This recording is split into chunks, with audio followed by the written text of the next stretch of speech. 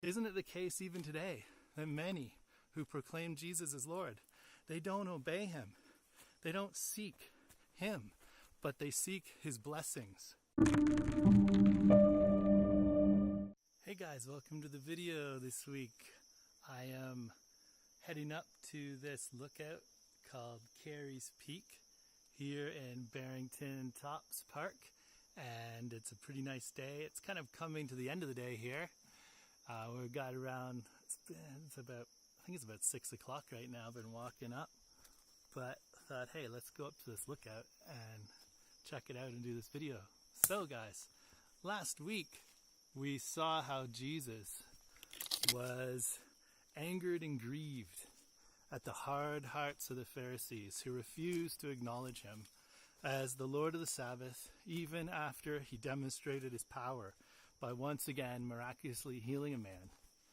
Instead of seeing the truth on display that was right in front of them, they instead partner with their enemies, the Herodians, to destroy Jesus. It is a very dangerous thing to have a hard heart, because in the end, if you harden your heart to Jesus and don't accept his free gift, it ends in death. So today we will read that although the self-righteous Pharisees didn't follow Jesus, there were multitudes of others who did. And I want you to keep these two questions in mind as we read and meditate on today's Bible passage. Number one, I want you to think about this question. Was everyone who followed after Jesus seeking him? Or was there other reasons? Were there other reasons for why they were following him?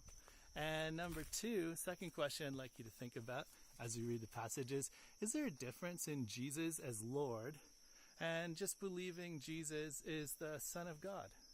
Is there a difference in believing him as your Lord or just believing that, hey, Jesus is the Son of God? I want you to think about those questions as we read today's Bible passage. Today's passage is from the book of Mark, chapter 3, and we're going to read from verse 7 to verse 12. Now, Jesus withdrew to the sea with his disciples, and a great multitude from Galilee followed, and also from Judea, and from Jerusalem, and from Idumea, and beyond the Jordan, and the vicinity of Tyre and Sidon. And a great number of people heard of all that he was doing and came to him. And he told his disciples that a boat should stand ready because of the crowd, so that they could not crowd him. For he had healed many, with the result that all those who had afflictions pressed around him in order to touch him. Whenever the unclean spirits saw him, they would fall down before Jesus and shout, "You are the Son of God." And he earnestly warned them not to tell who he was. So we can see that there's many in the crowd that are following after Jesus.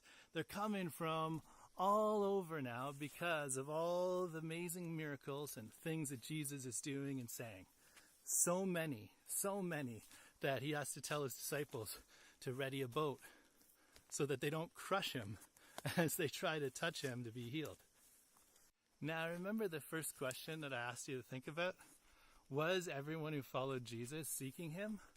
Or were there other reasons, right? The answer is right there in today's passage. It says they had heard all the miracles he was doing, and so many of them were there because of their desire to be healed. Or perhaps they just wanted to see the miracles. Isn't it the case even today that many who proclaim Jesus as Lord, they don't obey him, they don't seek him, but they seek his blessings? And there are warnings to Christians in the Bible about this. It's getting pretty steep, so I think I'll just sit down for a minute and take a break while we read these Bible verses here. But yeah, there are some warnings. And we read in Matthew chapter 7 and verse 21, it says, "Not everyone who says to me, 'Lord, Lord,' will enter the kingdom of heaven, but he who does the will of my Father who is in heaven will enter." And we also see a warning in Luke In chapter 6, verse 46, Jesus says this. He says, "Why do you call me Lord, Lord, but do not do what I say?" Also consider that Jesus even granted the request of some demons. He even granted some of their requests, things that they wanted, their desires. Like, look at this in Mark chapter 5, verse 12. The demons begged Jesus, "Send us among the pigs, allow us to go into them." Remember, Jesus had just cast out the legion, it was called, a bunch of demons out of this demon-possessed man, and they were begging Jesus. There we go, "Send us into those pigs, please allow us to go into them." So what does Jesus do? In verse 13 it says, he gave them permission, and the impure spirits came out and went into the pigs. Now, this is not to say that blessings are not a good thing, but we need to chase after the one who blesses by obeying him, and not chase after the blessings alone. Now remember, we need to examine ourselves. We all have to examine ourselves as Christians and to see if we are in the faith, right? It says this. This means to take stock and see if there is any sin or idol that we're holding onto in place of Jesus. So if so, pray. If you are, pray and ask Jesus to help you crucify it and follow him.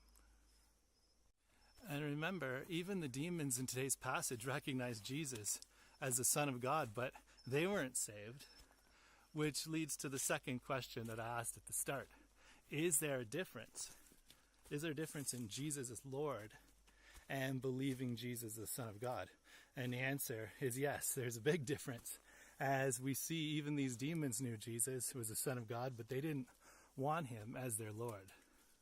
If Jesus is the Lord of your life, then he is the one you follow, and also the one that you're going to obey. Of course, we'll sometimes disobey because we're still being sanctified by the Holy Spirit.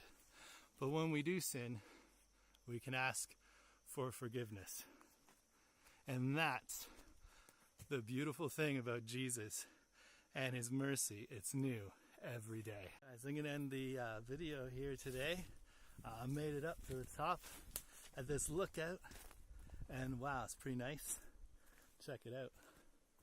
Now there's a view. That's pretty amazing. But anyways, guys, remember,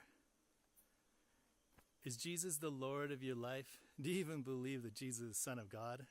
If you do believe he's the Son of God, check, reflect, read the Bible, seek him, pray to him. Ask him to reveal if there's any idols in your life that you need to get rid of. He's going to help you. He'll reveal them to you, and through his Holy Spirit and his sanctifying power, you will overcome. Anyways, guys, have a great week. I'll see you next time. Guys, thanks for watching the video this week. And remember, true knowledge is meant to be shared. So go out, tell a friend or 2 or 5 or 10. Tell 10 friends what you learned this week. And I'll see you